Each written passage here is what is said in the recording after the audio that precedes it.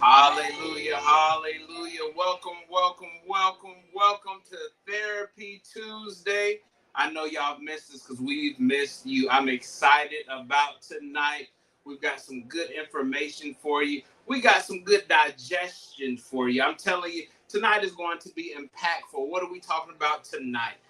Identity crisis. And sorry for my tardiness. I try to be on time, but the devil just get busy sometimes. He try to slow you down, but he can't stop the show, y'all. I am telling you. So, identity crisis. How many of us have been in a situation that you walked in rooms and you had to wear masks? You had to be somebody you wasn't. You had to live off the past of somebody else, and it wasn't you. The best thing about being you is being authentic and true to yourself.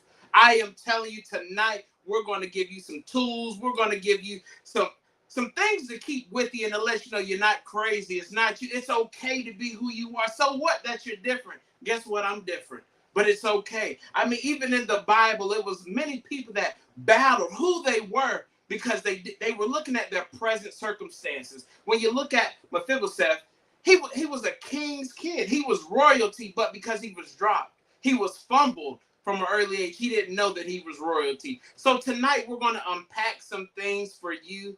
And guess what? We have our sister, our friend, our therapist, our everything. She ain't no stranger to love and faith, because one thing about love and faith, y'all, we got to make sure you're okay. God makes sure you're okay, but we want to make sure that your mental is okay. We want to make sure that the inside is okay, because everybody can see the smile. But that's what we're talking about tonight, not having to hide behind the mask. So let me tell you a little bit about this phenomenal woman of God, this mother. She helps people's lives. Not just when they come to her office, but the way that just who she is, the existence, the essence of her name, Janae Ponder, y'all. Yes, that's right, Janae Ponder. She is the owner, CEO of Lifespire down in Deltona, Florida. And she also has a branch here in North Carolina. So if you want her services, we'll have the information up for you. But I'm telling you, she's going to unpack some things for you tonight that you can feel free, that you can feel better about yourself, that you can just get everything that you need. So I hope you got your notebook, your pen, and you got some water, and you got some tissue if you need it, because you may hear some things that may check you. It may make you think, wow, that's me. But guess what? It's okay. Hey, even me as the pastor, sometimes I've been sitting here and I'm like, ooh, that was me. I had those issues. So guess what? This is a safe environment, but I want you to give your undivided attention. Talk back to us. Let us know if something is resonating with you. But I'm going to bring her to the stage, y'all. Y'all give her a hand clap. Treat her as your own, because she is our own. Miss Janae Ponder. Hello. I'm so happy to be back. I'm with you guys every month. So this is starting to feel like home. So I hope whoever's listening that you guys feel right at home. Today we're going to be talking about identity crisis, finding myself in a world full of noise and so many options. Like I always say, if you're triggered, take care of yourself. I don't know if I might say something that triggers you, but take good care of yourself. I always have my recommendations for success. Remain present. I need you focused so that way you can get all that I have to offer. And that way you can leave tonight better than when you got on. Participate. Let's have a good conversation. I know we're virtual and it's not exactly ideal human connection, but chat with me in the comment section, ask questions. I love interaction. It's very validating. So participate. Take notes. A lot of times we participate in things, and because we don't take notes and revisit what we've been exposed to, we lose it. And you don't want tonight to be all for naught because you didn't take notes. And if you can't take notes, maybe after you're doing what you're doing, you can go back and do some note taking. So, my goal is to help you understand what identity is or get more clarity about the definition, understand what an identity crisis is, why it's so difficult to find ourselves in a world full of noise, and then tips for finding yourself, how to actually do it practical so that way you feel empowered to actually start doing something after our conversation today. So, what is identity? Thinking about the word, well, Duh, that's who I am. And you're exactly right. Yes, identity is who you are, but not just who you are. It's a lot of things. It's who you are on the inside and the outside. It's what you aim to be, what you anticipate to be in the future. It's a combination of your roles, your external characteristics, your internal beliefs, and the part that most people don't realize is what you think about all those things. Our identity kind of has like two parts. There's an external version of us and then an internal version of us. And most of us usually are more attentive to the external version of ourselves. And that might be our hair, the color of our skin, our eye color, the way our body looks, and things of that nature. I hope that after our discussion today, you feel a little bit more empowered to pay attention to the internal version of you. Believe it or not, the internal version of you is actually the one that's more powerful and the one that really plays a major role in mental wellness. So I hope that you leave with a little bit more clarity on who you are on the inside. Identity is essentially your sense of self. I call it the 3 P's of identity. That's the place you're in, your potential, and your purpose. The place you're in is exactly there. Who are you today, right in this moment? Who are you? And this is the part that kind of makes us a little bit, it's a cornerstone for a crisis because we get what I call committed to our identities. And one thing you're going to learn today is identity is constantly changing. Yes, identity is not constant. Like you don't lock into an identity and that's who you are for the rest of your life. Yes, there's some things about us that'll be pretty consistent, but with all of the intricacies of identity, that internal place I was talking about and the external place, you will always be changing and evolving. But we commit to identity, and when reality comes in and forces us to change, something happens there. Sometimes we have an identity crisis. Sometimes we don't know who we are, where we're headed, and why we're there. And then we have to know our purpose because our purpose is what helps us move toward our potential. But when we get stuck in that place that we're currently in, it's hard to allow our purpose to push us into our potential. So I'll talk about the place a little bit more and what happens when we get stuck. Identity is essentially how we define ourselves. So if there was your name in a dictionary and you had to define you, that is your identity. So what is an identity crisis then? If my identity is who I am and what I think and where I'm headed, my purpose, all of that in a nice, beautiful ball, then what is a crisis? And if identity is how I define myself, simply put, an identity crisis is when I don't have a definition for who I am, when I can't define who I am. And there are a lot of reasons why we can't come up with definitions. And I'm going to talk about that. Sometimes we can't come up with definitions because there's so much change and it looks unfamiliar. And like I said, that P in the 3 P's of identity, that place, we get stuck. And when we get stuck there, we don't have any other vision of how we should be or how we ought to be because we get deadlocked in that place and we cannot see the forest for the trees. But as we evolve and traumas happen and we grow and we change, we have to learn to kind of divorce from that place and welcome in something new. And we don't always welcome in newness, not even when it comes to our identity, because new can sometimes be very scary. The familiar becomes very safe, and anything that is uncharted territory makes us very insecure. And it's that insecurity that causes an identity crisis. I love to ask my clients, who are you? I know most of the time when I ask that question, they don't have an answer. And when you can't answer the question, who are you? It does create a sense of insecurity. It's scary. Sometimes I assign homework. Do some self-work and some self-discovery and self-exploration to figure out who you are. You have to spend time with yourself in order to get clear about your identity, in order to answer that question, who are you? So this next slide here, I kind of made a visual for you guys to highlight your core self, your values, your decisions, your external expectations, and your internal expectations. So your core self is who you are.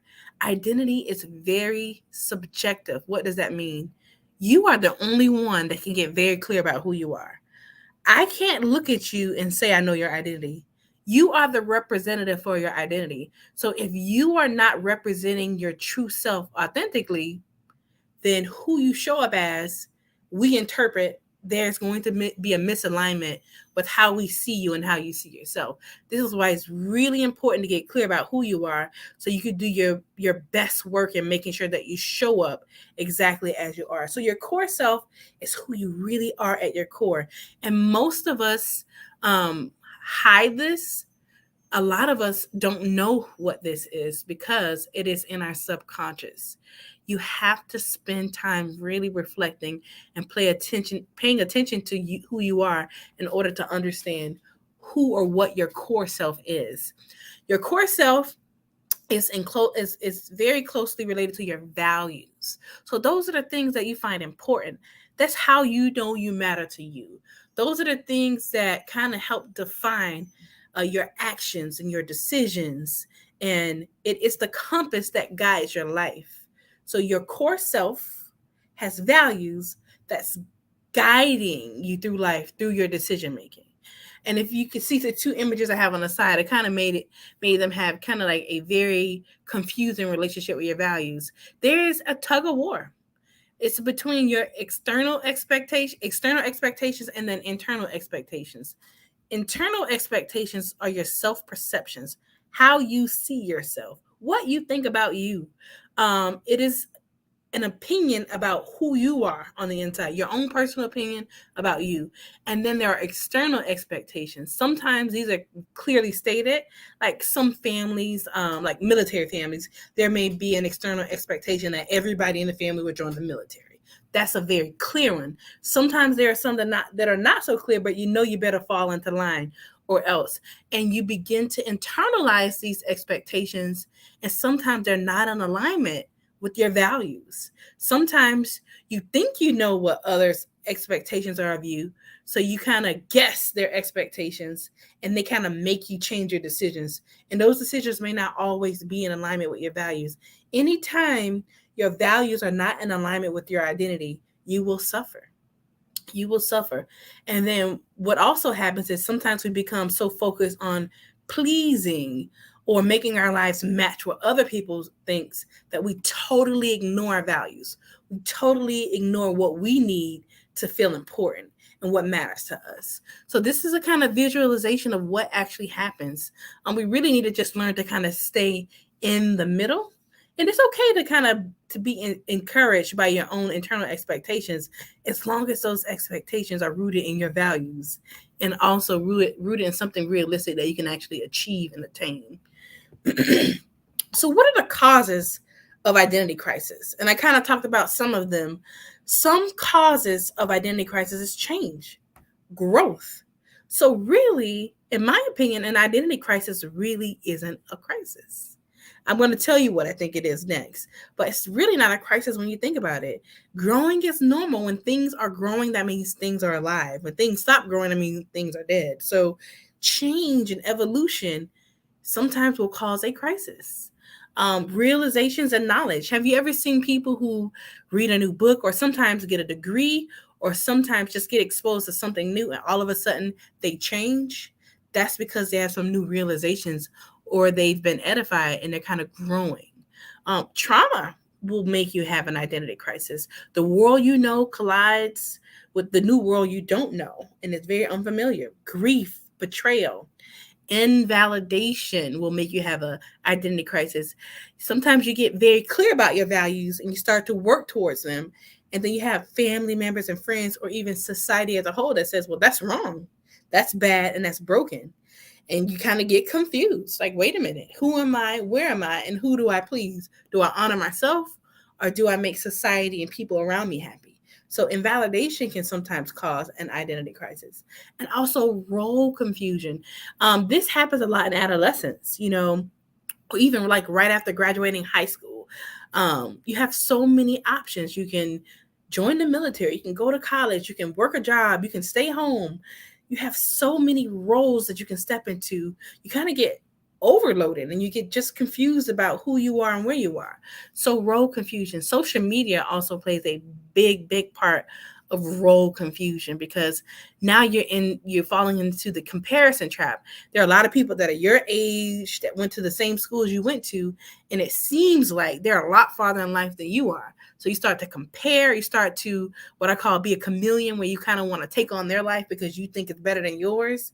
And then when you look back at your values, like, wait a minute, this life that I'm trying to be like doesn't match my values. So then there's this cognitive dissonance, which is like an internal confusion and war. And sometimes you get overwhelmed where you just kind of withdraw and shut down and you don't want to try anymore. But role confusion is a real thing, and social media has a lot to do with it. That's why it's really important to get very clear about your core self and your values. So that way, when things kind of challenge it, you can get clear and stick up for yourself and kind of walk the path that's designed for you and not designed for all the other people on social media that you're trying to keep up with. And I told you, I don't really consider identity crisis a crisis. I use the term identity promotion. It really is an identity promotion. And the reason why I use that term, one, is strengths-based, but when you think about adolescence, so the term identity crisis really is not a clinical term. We do not use that in therapy. We will not diagnose someone with an identity crisis. It is just a phenomenon that happens as we evolve. And it may come up in discussion, but one of the founding fathers of psychology, Erik Erikson, he kind of touched on identity crisis and what happens. And he says our first identity crisis happens when we're in puberty.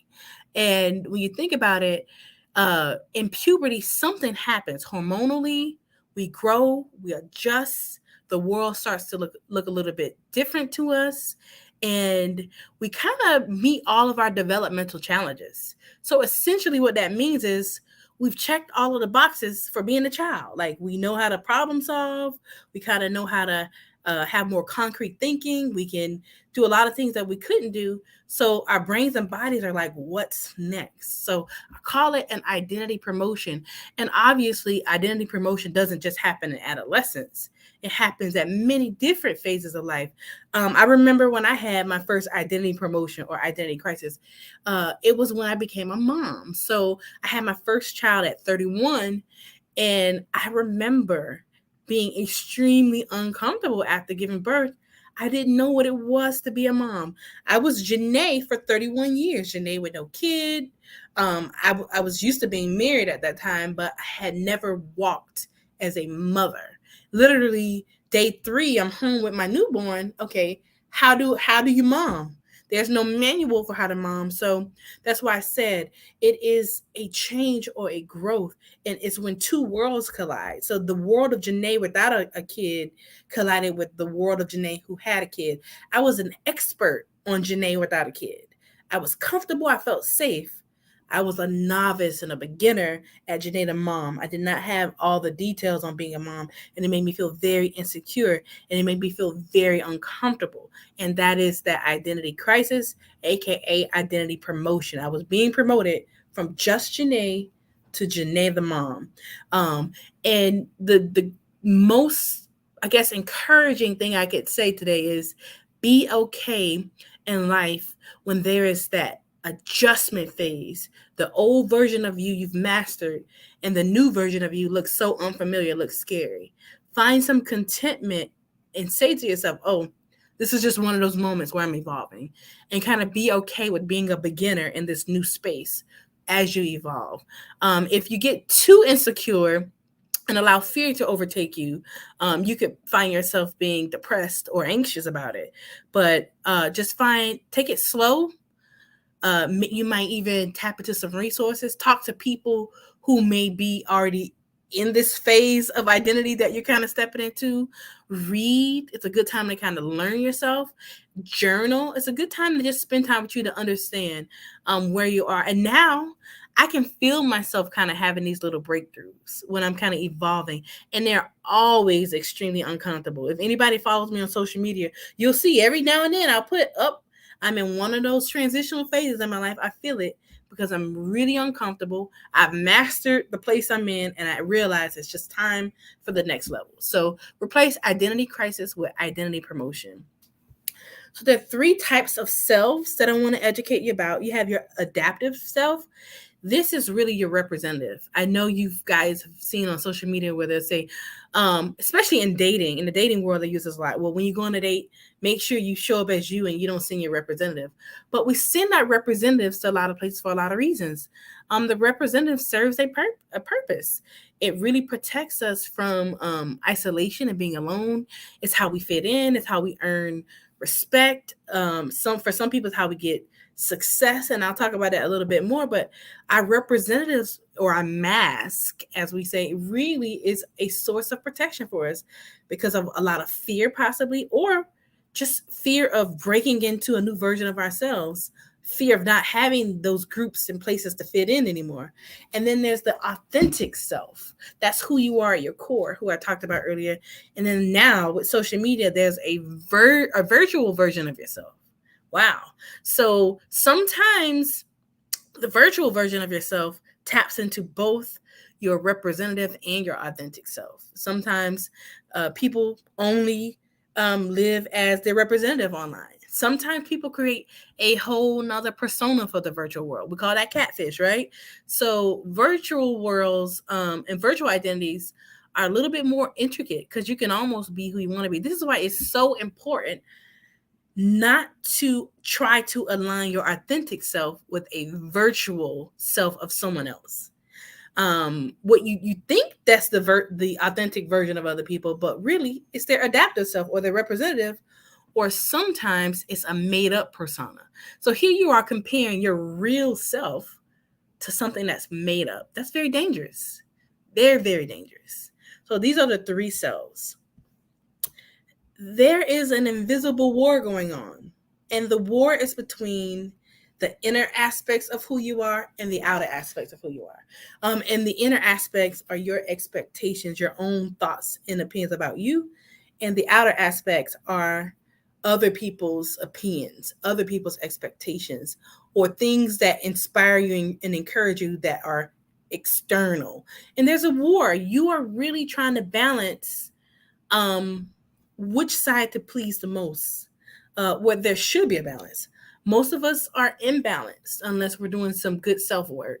And most people that I see or that sit on my couch are honoring more of the outer aspects of their identity. They're making everybody else happy and totally ignoring who they are.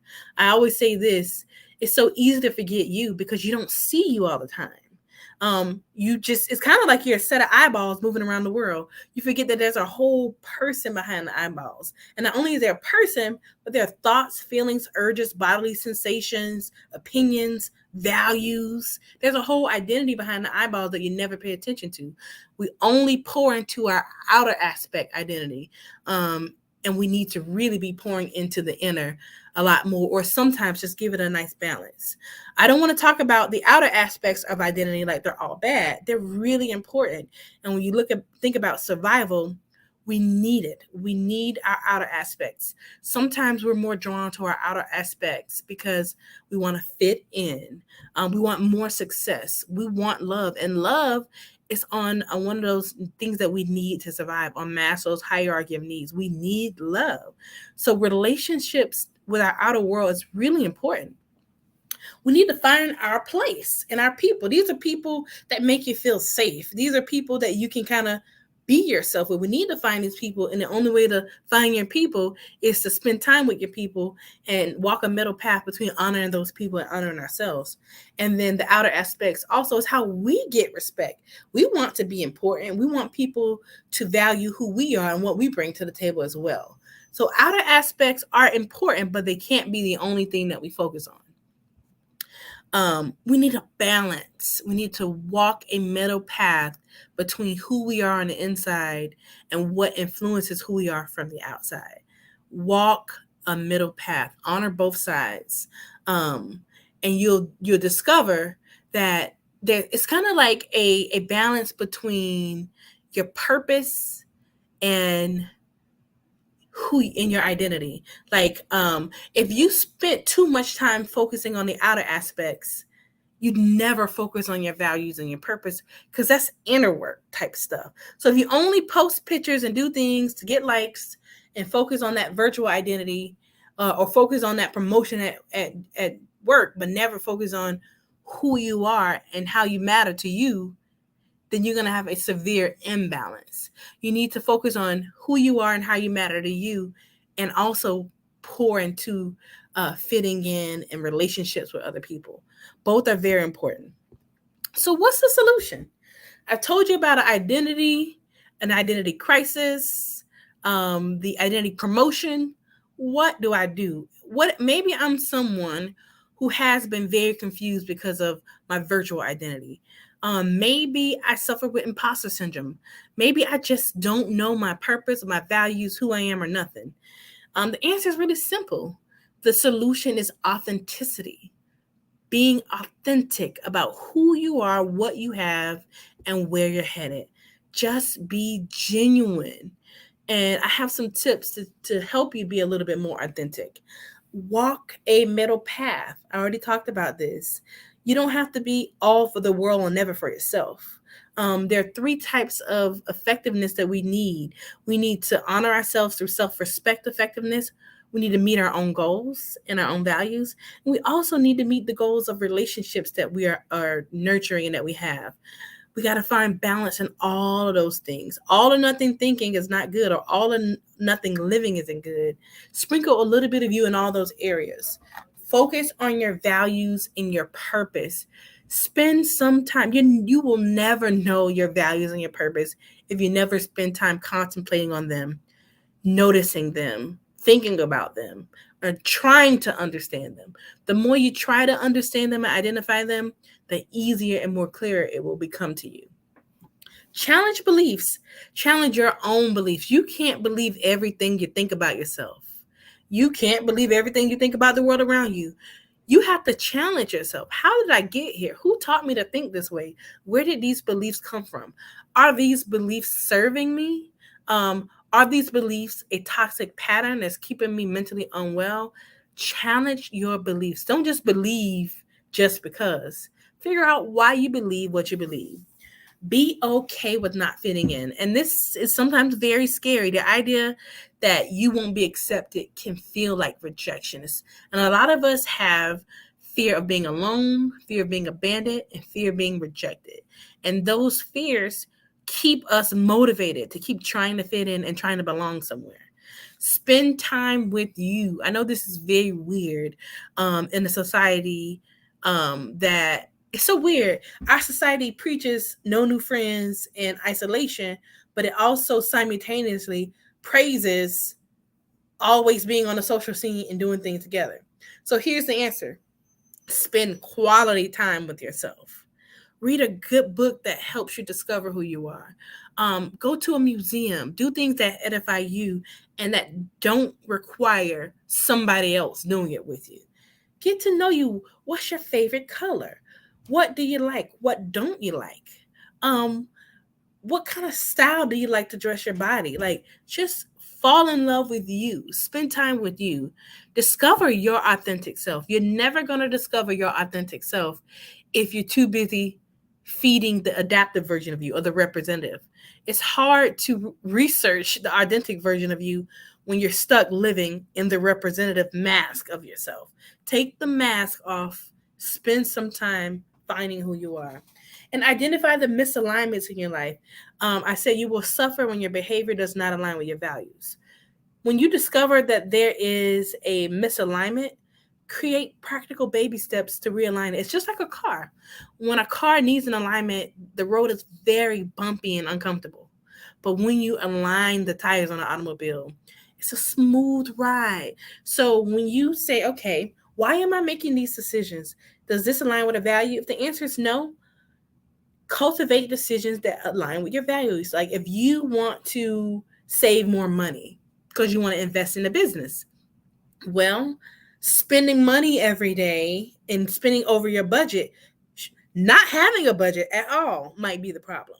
So maybe you might start with creating a budget and then using a little bit of self-denial in your spending habits so that way you can save more money. Create the life that you want to align with your values, and your identity will become very clear. Face your fears.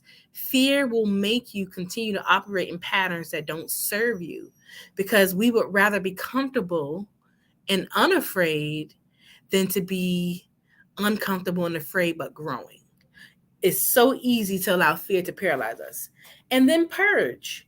Get rid of places, people, and things that no longer serve your identity, especially if it's one that you're breaking into that don't serve that place. Because maybe you've outgrown that part of who you are and you're trying to move into a new version of who you are, but you're bringing a lot of that stuff with you because it's familiar and it's safe.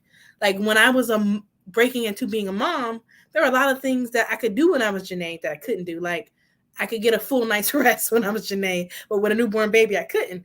And I was wrestling with myself. I just want some sleep. I didn't have a little more peace in my new identity until I realized, Janae, you will not get 8 hours of sleep anymore. Not at night. Maybe you can break it up in parts, but it's not the same. So you really have to purge and let go of those things that don't serve where you are in your new place. Be patient. Breaking into a new version of yourself requires you to be kind and be patient. We like instant gratification. We're in a microwave society. We want our identities to be clear just like that. Sometimes it takes time. And then radical self-acceptance. That's accepting everything about you, your mistakes, your flaws, the good, bad, and the ugly. We're all a combination of good, bad, and ugly. And as soon as you radically accept all parts of you, then you can authentically live. So that's how to be more authentic. So essentially, the goal to kind of, get rid of identity crisis is to try to make your inside match the outside, to spend less time being your representative. And that's very, very scary and very uncomfortable. So you can do it with a therapist. You could self-help. You can do it in a support group style. However you do it, just know you don't have to do it alone. I wanted to introduce my book to you guys today. It's in alignment with what I'm talking about, fear and how fear impacts us internally and externally. So I wrote a book, 100 Bold Affirmations to Calm Your Fears. And I wrote this book because of my own relationship with fear, but I wrote it because I noticed my clients' relationship with fear. Fear is everywhere, and not too many people are talking about it. Fear is wired in the brain, and it's motivating us to not show up as our best selves, and it's making us mentally unwell.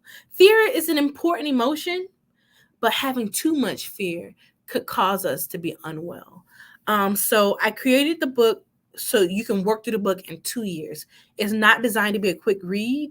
It's a 2-year process because it makes you build new neural pathways in your mind toward overcoming your fears where your experiences has told you to be afraid. I have a QR code here for you, and it's actually a Fearless collection. It comes with a journal, a calendar, and the book.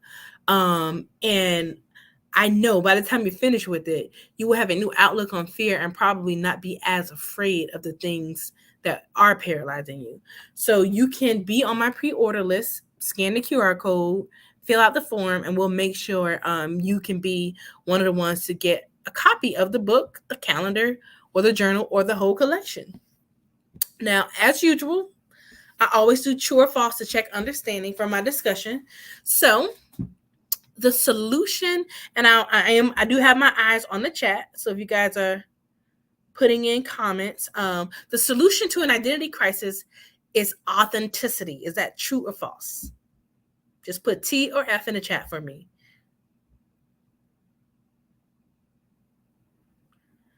All right, that is true. Authenticity is the solution to an identity crisis. Just being okay, being right where you are without trying to sugarcoat it or without trying to fit in is how you're going to grow into being comfortable and resolving that crisis. Our focus on fitting in distracts us. Our focus on fitting in distracts us from our purpose. That is very true. Those are two things that just can't occupy the same space. You cannot be highly focused on fitting in while simultaneously trying to pursue your focus. You must have a beautiful balance of the two. Not knowing who you are has nothing to do with an identity crisis. That is false.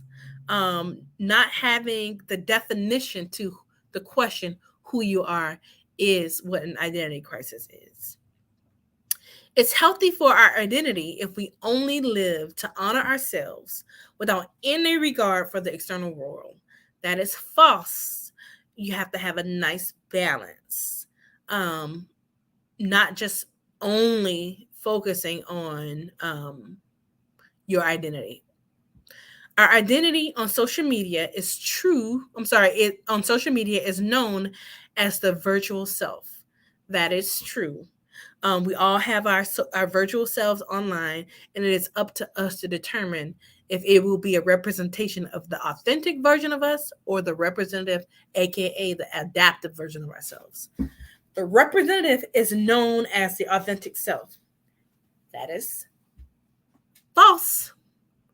It is false. The representative is the adaptive self, not the authentic self. So as always, I recommend books. The only book I recommend for identity crisis is The Untethered Soul. It's a book by Michael Fisher. Great book just to help you get back connected to you. Great book. Resources, you have 988 now for mental health, 911 for emergencies, the text crisis line 741-741 that you can text, the national crisis line 800-799-7233, and then of course if you need a therapist, Psychology Today. And as usual, I will end this discussion with questions. I'm all ears.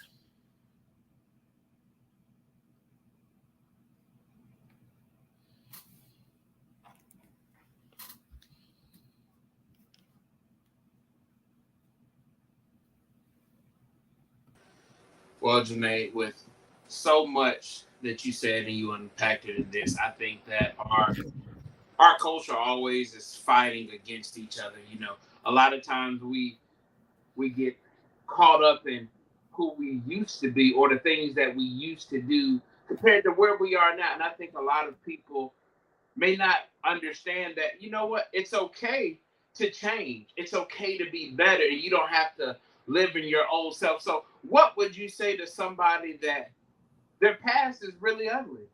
You know, from the way they used to act or how they responded. And now they say, you know what, I put a new leaf on life, but anytime I do anything, my past is always brought up. Or how people look at me is always brought up. Oh, they're going to respond negatively. Here they go again. What would you offer to somebody with that situation?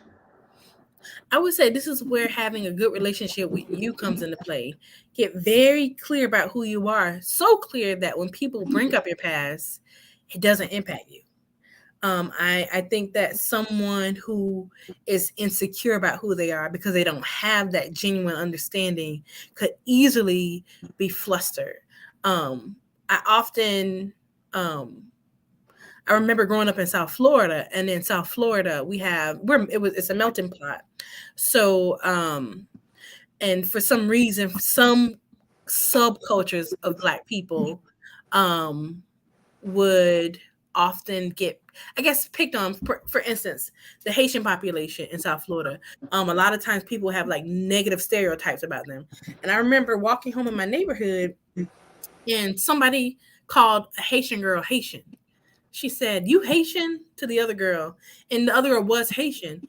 And her response is so profound. She said, you don't offend me by calling me Haitian. I am Haitian. You know, she was so clear about her identity that when people would try to say things about her to offend her, they were trying to use her culture to offend her. She was so clear that it didn't fluster her. So get so clear about who you are so that the opinions and thoughts of the external world doesn't fluster you, because you know who your core identity is and you know your values. Okay. what would you offer to somebody that's having that dynamic, or they have a tug of war with their family of who they were when they were a kid to who they are now, or they're building a business or building certain things in their life or their career, but they're always looked at as that little person or that young person that they were, because I think a lot of people battle with that, trying to be their best selves without being that adolescent that they used to be because of those mistakes in adolescence, especially with family. I would say two things come to mind. Purge. Sometimes you got to purge family. Ugh. It's hard.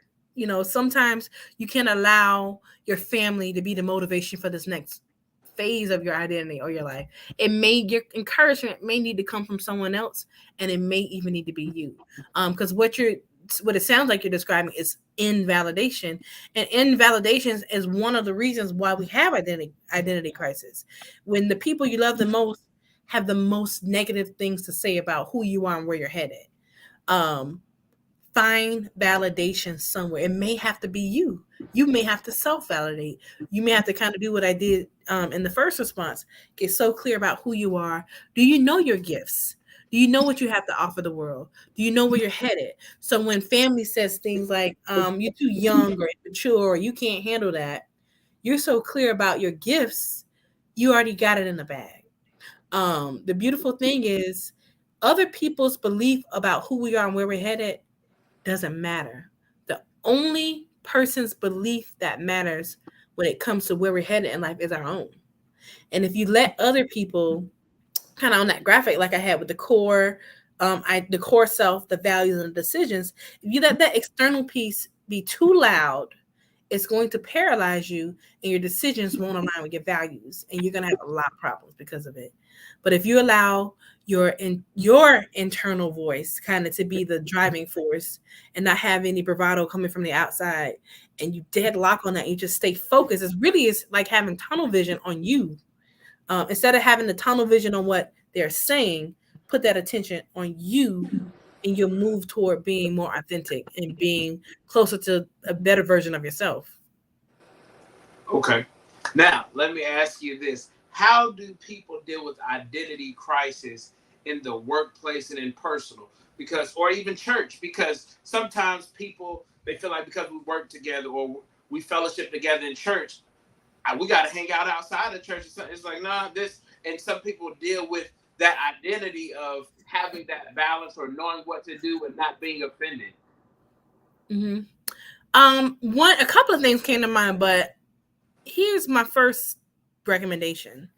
Don't get so stuck in one identity. One thing I see a lot that happens in the church, people only nurture the religious or the churchy aspect of their identity. Like that's it. I'm just a pastor, or I'm just a deacon, or I'm just a first lady, or that's the only bucket they pour into.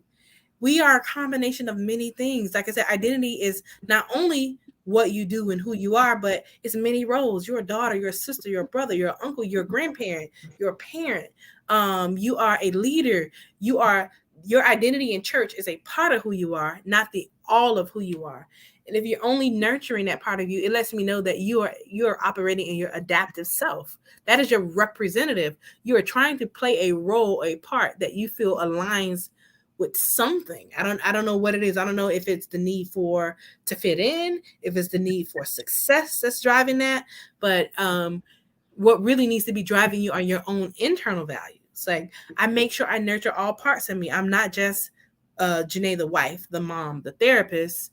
I am the fun mom. I play, I have fun. I have a nice balance, and I don't compartmentalize my identities. They're all a beautiful blend. Like sometimes the therapist comes out, sometimes mom Janae comes out, sometimes comedian Janae come out. It just depends on the time and the moment. I don't let one identity take precedence over my life. And I think that would be the recommendation I have. Don't allow one part of you to take over every aspect of your life. Did that answer the question? Because it was something else that question triggered, but maybe if you ask it again, it'll come up for me. Well, the question was basically, how do you balance that work life or ministry life, compared to personal? But also what I want to add on there is, how do you handle not worrying about people's judgment for you. Like, say I'm a pastor and I want to go to a comedy show, and they say, look at him here. You know, what's wrong with having a laugh or doing something? You know, long as you're in good company, good character, you know, because again, like you said, that balance. And I think sometimes people will not do certain things that they love to do or want to do because of the fear or the judgment, because of who they are or who they are striving to be. Gotta overcome that fear.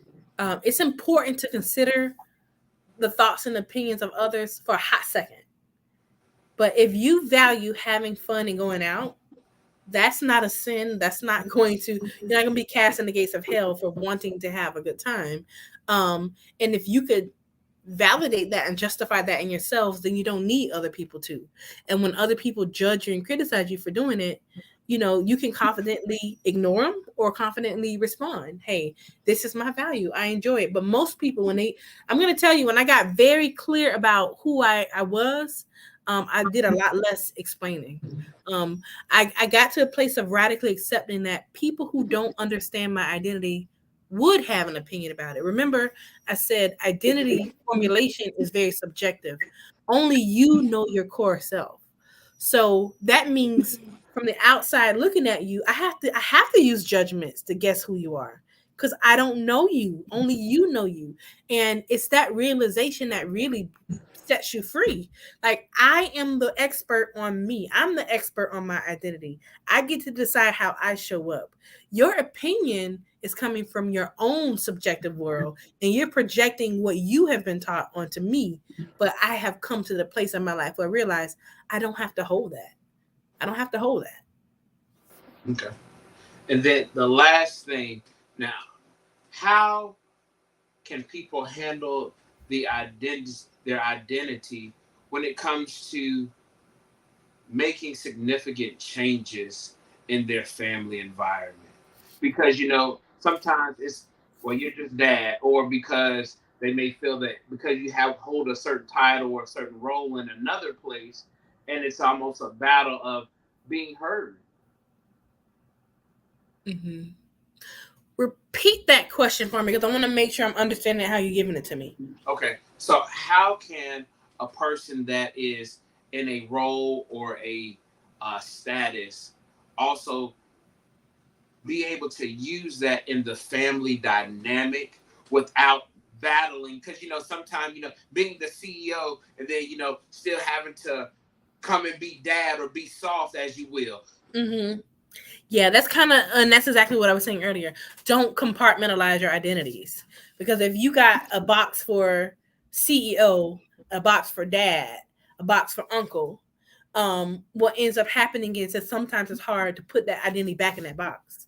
But if you realize that all of these are a part of a greater picture, there you don't have to I guess code switch, if you will. Like, you don't have to be a CEO here, a dad here, uncle here. You can be comfortably all those things at once and just pull from what you need. And I think it comes from the more authentic you live, then you don't have to be so concerned about bringing the CEO home. If you're trying to be the CEO to please something else, or to get clout, or whatever it is motivating that persona, you're going to kind of be stuck in that representative mode. It's going to be hard to step out of that at home. Imagine if you could be the authentic CEO that's only driven by your values and not really worried about promotion or what other people think about you, but you just focusing on your values. Here's the thing. Values are not fickle. They don't change. They're pretty consistent. Sometimes they evolve as you kind of learn and grow, but for the most part, they're pretty solid. So if your values are guiding you, they're going to guide you everywhere. If something else that's very temperamental is guiding you, you're going to be like a chameleon in every environment. You're going to be constantly changing. And that is very exhausting. And now I have a big question for you. Mm-hmm. What would you offer to somebody that may have become addictive to their virtual self? You know, they have gotten hooked to the likes, the loves, you know, being seen on social media, but then they're always by themselves, you know. And so to the outward appearance, it seems like, oh man, their life is great, but inside they're crying out for somebody to just love them. What would you offer to that person? First, that's a real emotion filled place to be in. I empathize with people that are there because love is a part of our hierarchy of needs. We need love. And for some people, that sense of love only comes through social media. So, of course, they will make their virtual self the prime self that's coming out. I would say find environments and places that validate you, or find things that fill your cup. Like, what can you do that could help to give you value? What is it that you could do that would let you know that you matter to yourself? Could you go volunteer somewhere? Could you go? Maybe it's time for you to go back to school and get a skill so you can get a new career as opposed to working a job that you feel worthless in. Maybe you need to go to therapy. Maybe you need to do some self-esteem work.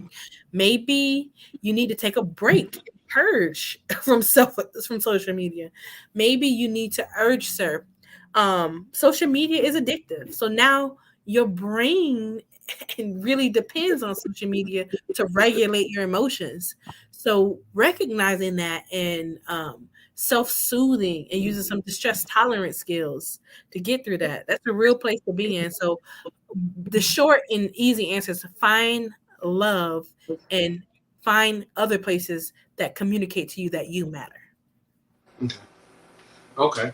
Now, this question is a little different, but this is pertaining to you. So, okay, because you have this book, what inspires you to write this 100 bold affirmations? Because listening, most books you hear is a 30 or 60 or 90 day, but you said it's a 2-year plan. So what really inspired you to do that? Well, one thing, the power of words. Sticks and stones may break my bones, but words will never hurt me. That's not true. Words are very powerful, and an affirmation is in alignment with words, and words and affirmations are in alignment with thoughts, and our thoughts are the central control station to our mental health. And it's so easy to develop a way of being based on our fear-based mind. It's so easy to be afraid and to live our life avoiding things, to live our lives not doing things, to live our life not at our full potential. I too was living a life not at my full potential. I tell the story all the time. I started my private practice in January of 2018, but I didn't see my first client until November of 2018 because I was afraid. I was afraid I wasn't good enough. I was afraid I wasn't going to impact people enough. I was afraid people don't want me to be their therapist. I can't help people. So it made me paralyzed. I got into a thought coma. That's what they call it, where I just could not bring myself to see my first client. And I often imagine, what would our worlds look like if fear wasn't a barrier? So I wanted to do bold affirmations. Just a simple affirmation is not enough. Fear is very bold. When your brain and body is afraid, it does not timidly come out and say, oh, we're a little afraid. When you're afraid, it's very intense. So you need something bold to speak to that fear.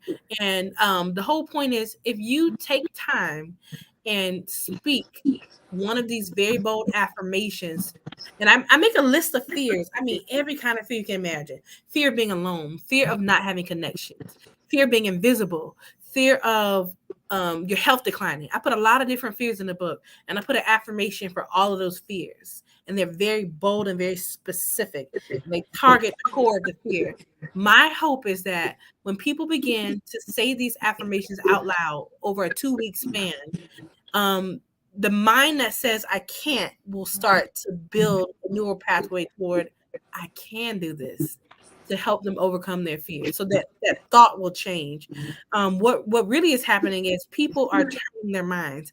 If you can't change the situation, you change the way you think about it. I can't change what's making me afraid, but I can change my fear about the situation.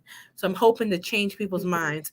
And I wanted it to be slow, authentic, genuine, and bold. So that's why I made it 2 years. Okay, awesome. Now, while you were writing this, what did you find out about yourself with your own identity? I found out that I can do anything I put my mind to. To be honest with you, I wrote the book in one night. I wrote 100 bold affirmations in one night. Why? Because the babies were up. I was bored. And I was like, this is something that's been in me and I've been wanting to do it. Let me just knock it out. And I put my mind to it. I wasn't worried about, oh, it's late, I can't do it. I wasn't worried about the time. My mind was put to it. I was focused on it and I did it. So anything I put my mind to, I can do it. And also, I am credible. I have enough experience with people that I am an expert now. And I can talk about these things and experiences related to fear that I've seen in myself and I've seen in my clients. So I am credible. Writing this book was a rite of passage toward self-validation for myself. Like, I can do this. I got this. And I always say this, if I can do it, anybody listening to my voice can. I always say I'm just a little black girl from Broward County. That's it. I'm just from Fort Lauderdale. I'm not a magician. I'm not anything else. I'm human. I bleed. I think, I feel.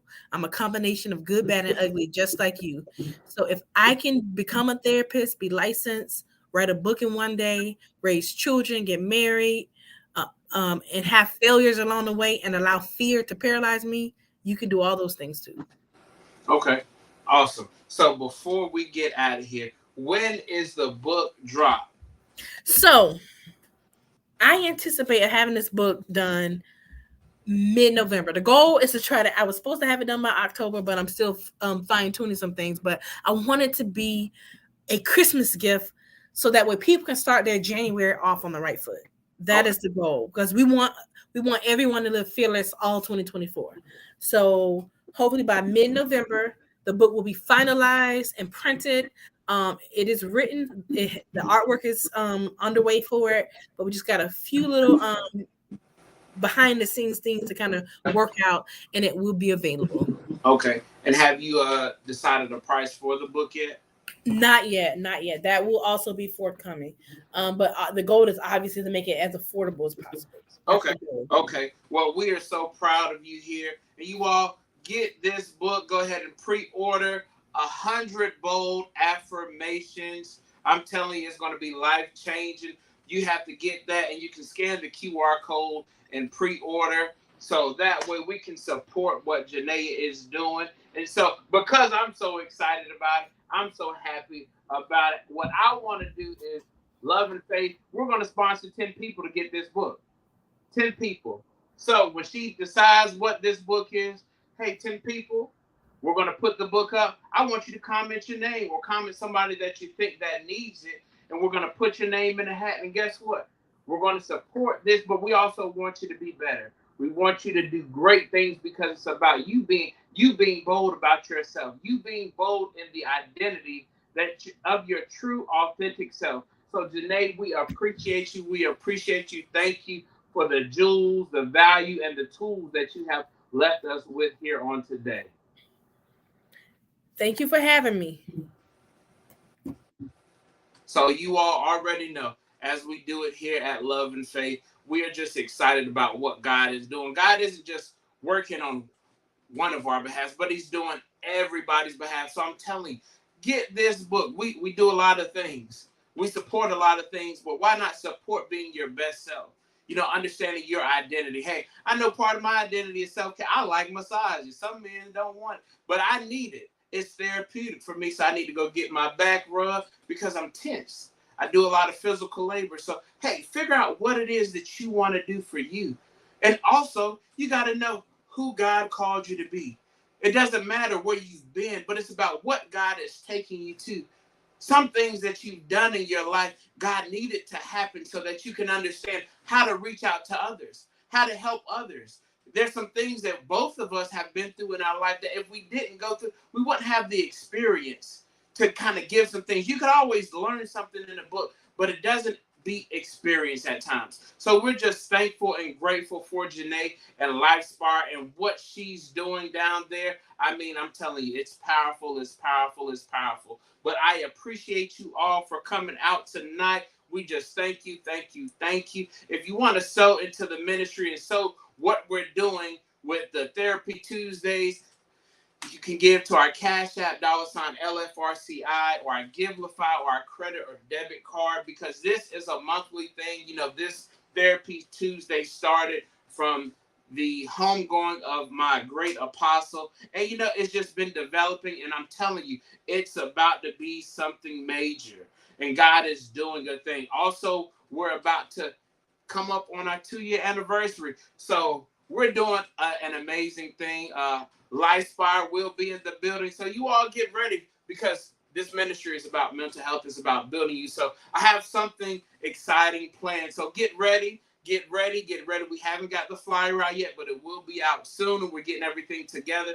But put it in your schedules. February 10th, be down here in Wilmington, North Carolina. It's going to be powerful. It's going to be life-changing. And I'm telling you, you will never, ever, ever be the same. You'll never be the same. Because guess what?